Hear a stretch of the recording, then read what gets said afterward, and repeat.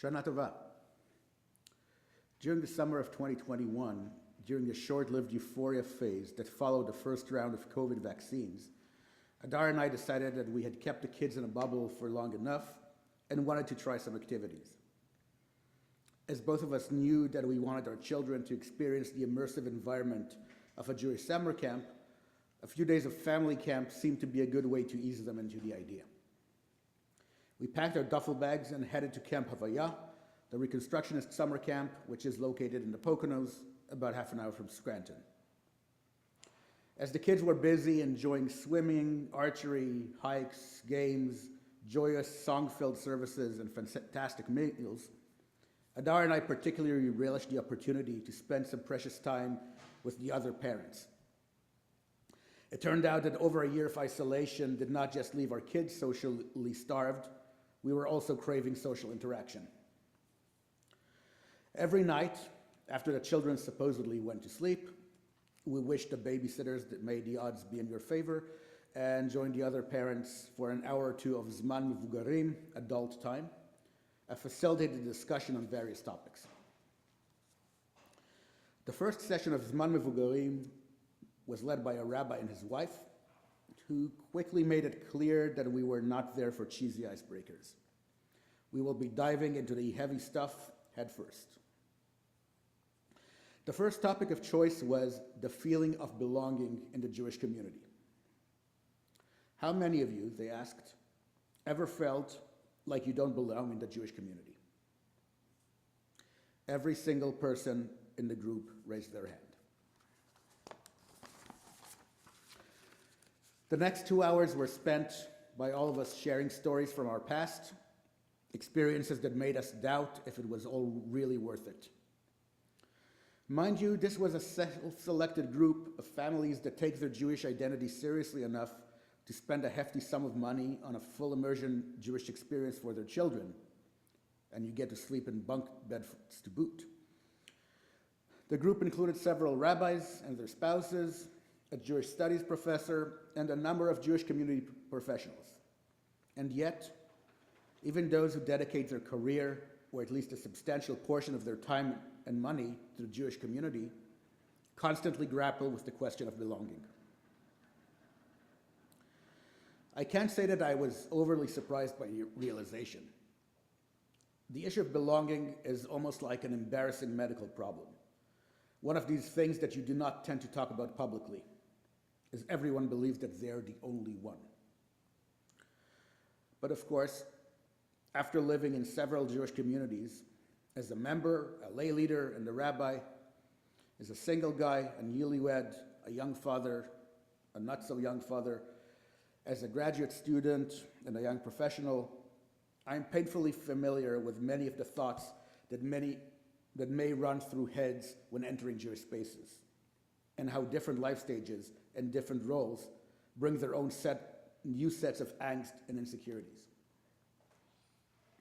Why is everyone dressed so much better than me? Why am I the only one in a suit and tie? Am I the poorest person in the room? Did I donate enough last year? They're all judging me because they know my family. They're all judging me because my family is not from here. They all know that I'm not Jewish. They all know that my spouse converted. They all know that my spouse never converted. Are we the only same-sex couple here? Are we the only family here with no kids? Why are we the only family here with kids? Are my kids too loud? Are my kids too shy? Am I religious enough to be here? Am I too religious to be here?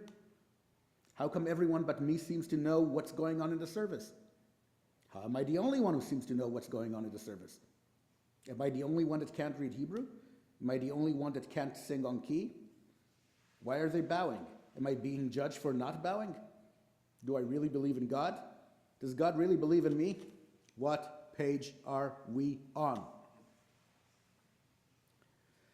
The list, of course, is partial and can go on and on for pages and pages, and obviously not all of it is mine. How can we battle then this constant feeling of inadequacy? Is participating in communal Jewish life destined to be a source of anxiety and insecurity? I certainly hope not. The first thing we can do is for all of us to acknowledge this collective discomfort. No, it is not just you, I promise. Everyone sitting here tonight, everyone zooming in from their homes, has decided to spend a Friday night in a rather lengthy service because we want to be a part of something. Yet, for whatever reason, we are all convinced that we're doing it wrong.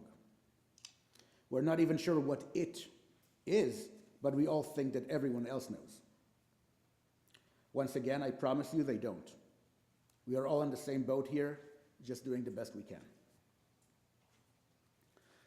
The second thing we can do, once we realize that pretty much everyone else in the room feels the way we all do, is try and make other people more comfortable. Yes, a good number of us tend to be introverted, but it does not mean we cannot smile at a stranger. It does not mean we cannot welcome them into our community. It does not mean we can't turn to the person sitting next to us and say, I am so glad that you're here. If you see someone looking lost in a prayer book, you can gently show them what page we are on. If a young parent seems frazzled by their kid's behavior, you can assure them that we've all been there. Some gyms display a large sign at their entrance proclaiming this is a judgment-free zone. In the same spirit, we can and we must be a judgment-free congregation. Rabbi Zalman Schachter Shalomi of blessed memory often said that these days we are all Jews by choice. We have the freedom to decide how much we want to engage with our Judaism or whether to let it go entirely. It is probably more true today than it was when Reb Zalman was still alive. We're living in a world that tells us morning and evening, left and right, that whatever way we engage with our Judaism, it is probably wrong. We are somehow simultaneously the greedy capitalists and secret communists, archetypically white and somehow a threat to whiteness at the same time. We are too assimilated, but keep to ourselves too much. In any case, we are deemed too much, and the world keeps telling us to be less. In this reality, the choice to come here tonight is significant and can't be taken lightly. Choosing to actively engage with our Judaism, despite the world around us, is, some would argue, countercultural. In a world where doing Jewish is a radical move, we must be radically welcoming. We simply cannot afford to have people sitting here tonight wondering if they truly belong. We call our prayer space a sanctuary, and this is exactly what it needs to be. A place where every Jew can feel safe, welcome, and celebrated. In a world where we often wonder who will stand by us, we must ensure that we stand by one another. We have no other option. Shana Tova.